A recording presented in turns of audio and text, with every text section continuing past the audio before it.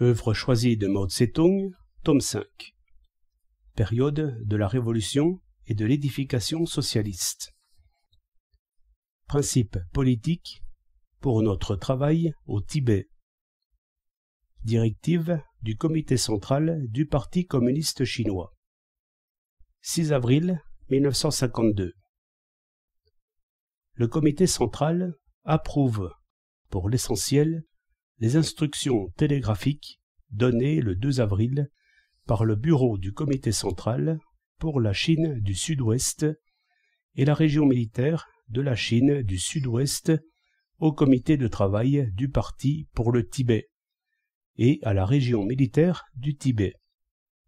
Il considère comme justes les principes politiques fondamentaux, à l'exception de celui qui concerne la réorganisation de l'armée tibétaine, formulé dans le télégramme et les nombreuses mesures concrètes qui s'y trouvent indiquées. Seule leur application assurera à notre armée une position invulnérable au Tibet. La situation du Tibet diffère de celle du Xinjiang. Elle est beaucoup moins bonne tant du point de vue politique que du point de vue économique. Pourtant, une fois entrées dans le Xinjiang, les troupes de Wang Chen ont dû, en premier lieu, prendre grand soin d'être extrêmement méticuleux dans leurs comptes, de s'appuyer sur leurs propres forces et de subvenir à leurs besoins par la production. Maintenant, elles sont solidement implantées et elles bénéficient d'un soutien chaleureux de la part des minorités nationales. La réduction des fermages et du taux d'intérêt est actuellement en cours, et la réforme agraire commencera cet hiver. Ainsi, les masses nous soutiendront-elles encore davantage. Le Xinjiang est bien relié au reste du pays par un trafic routier. C'est un très grand avantage pour le bien-être des minorités nationales. Au Tibet, du moins d'ici 2 ou 3 ans, la réduction des fermages ne pourra avoir lieu et la réforme agraire non plus. Au Xinjiang, on compte plusieurs centaines de milliers de Han. Au Tibet, il n'y en a presque pas. Là, nos troupes se trouvent dans une région de minorité nationale totalement différente. Pour rallier les masses et nous assurer une position invulnérable, nous ne pouvons que nous appuyer sur 2 principes politiques fondamentaux. Le premier consiste à être très minutieux dans nos comptes, à subvenir à nos besoins par nos propres productions et influencer ainsi les masses en notre faveur.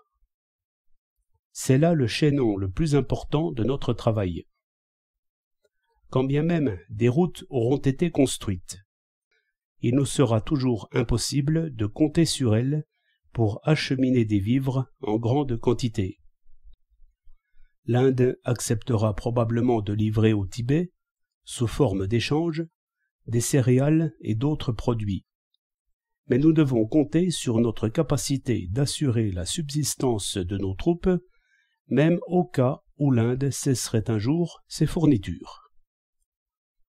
Nous devons faire tout notre possible et prendre des mesures adéquates pour rallier le Dalaï et la majorité de son groupe dominant et isoler une poignée de mauvais éléments, en vue de réaliser progressivement, au bout de plusieurs années et sans effusion de sang, les réformes économiques et politiques au Tibet.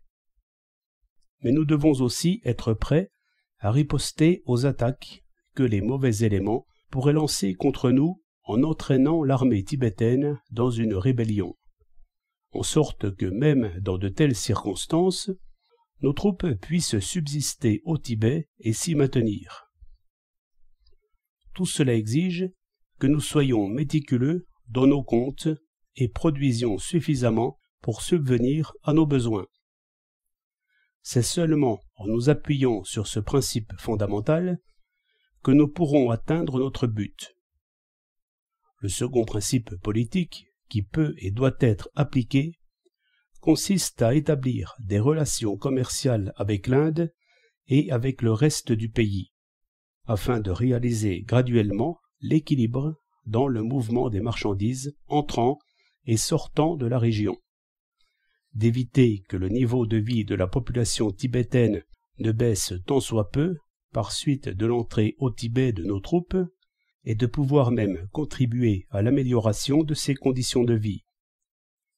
Tant que nous n'arriverons pas à résoudre ces deux questions que sont la production et le commerce, notre existence restera privée de bases matérielles, et les mauvais éléments auront chaque jour de quoi dresser contre nous des masses arriérées et l'armée tibétaine.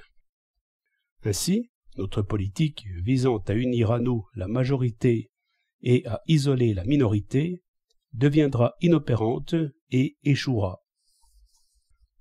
Parmi les idées avancées par le Bureau pour la Chine du Sud-Ouest dans son télégramme du 2 avril, une seule est à réexaminer. C'est de savoir s'il est possible et opportun, dans un bref délai, de réorganiser l'armée tibétaine et d'établir un comité militaire et administratif. À notre avis, il ne faut pas, à l'heure actuelle, réorganiser l'armée tibétaine, ni établir formellement des sous-régions militaires, ni mettre sur pied un comité militaire et administratif. Pour le moment, il convient de maintenir toutes les choses telles quelles et les laisser traîner en longueur. Nous reparlerons de ces problèmes dans 1 ou 2 ans, lorsque nos troupes auront réussi à se suffire par la production et à gagner le soutien des masses. Entre-temps, l'une des deux éventualités suivantes pourrait se présenter. Ou bien la politique de front uni que nous appliquons à l'égard des couches sociales supérieures pour gagner la majorité et isoler la minorité s'avérerait efficace, les masses tibétaines se rallieraient progressivement à nous, et les mauvais éléments et l'armée tibétaine n'oseraient se révolter. Ou bien, croyant que nous sommes d'une telle faiblesse qu'on peut nous molester à plaisir, les mauvais éléments déclencheraient une révolte à la tête de l'armée tibétaine, et nos troupes, en légitime défense, leur porteraient des coups en lançant une contre-attaque. L'une ou l'autre éventualité nous sera favorable. Le groupe dominant du Tibet ne voit pas suffisamment de raisons pour appliquer totalement l'accord et réorganiser l'armée tibétaine à l'heure actuelle. Dans quelques années, la situation sera différente. Il se verra peut-être obligé de consentir à l'application intégrale de l'accord et à la réorganisation de l'armée tibétaine. Si celle-ci déclenche une ou même plusieurs rébellions, qui seront toutes écrasées par nos troupes, nous serons alors d'autant plus fondés à la réorganiser. Il semble que non seulement les 2 Selwen, mais aussi le Dalai et la majorité de son groupe aient accepté l'accord à contre-cœur et ne veuillent pas l'appliquer. Actuellement, pour l'application intégrale de l'accord, nous ne disposons pas de base matérielle, ni d'appui dans les masses, ni de soutien dans les couches sociales supérieures. Son application forcée apporterait plus de préjudice que d'avantages. Puisqu'ils ne veulent pas appliquer l'accord, eh bien, renonçons pour le moment. Laissons traîner les choses et on verra après. Plus longtemps les choses traîneront, plus nous aurons d'arguments et moins ils en auront. Ce délai ne nous fera pas grand tort, et peut, au contraire, nous être avantageux, qu'ils poursuivent leurs agissements cruels contre le peuple, tandis que nous nous consacrerons à des tâches bénéfiques, telles que la production, le commerce, la construction des routes, le service sanitaire et le front uni. Unir à nous la majorité, procéder à une éducation patiente. Cela afin de gagner les masses. Et lorsque les conditions auront été réunies, nous aborderons la question de l'application totale de l'accord. s'ils estiment inopportune la création des écoles primaires, nous pouvons aussi l'interrompre. La manifestation qui a eu lieu récemment à Lhasa ne doit pas être considérée seulement comme le fait des 2 Selwyn et d'autres mauvais éléments, mais comme un signe que nous a fait la majorité du groupe du Dalai. Leur pétition, rédigée avec beaucoup de tact, n'exprime pas une volonté de rupture, mais se borne à nous demander de leur faire des concessions.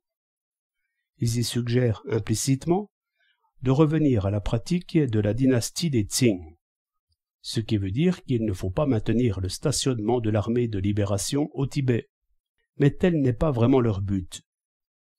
Ils savent bien que cela est impossible. Ils cherchent plutôt à échanger cette condition contre d'autres. La pétition critique le 14e Dalai, en vue de le décharger de toute responsabilité politique à propos de cette manifestation. Il se pose en défenseur des intérêts de la nationalité tibétaine, sachant qu'il le cède à nous pour ce qui est de la force militaire, mais nous surpasse au point de vue des forces sociales. Nous devons accepter en fait, mais non formellement, cette pétition et ajourner l'application totale de l'accord.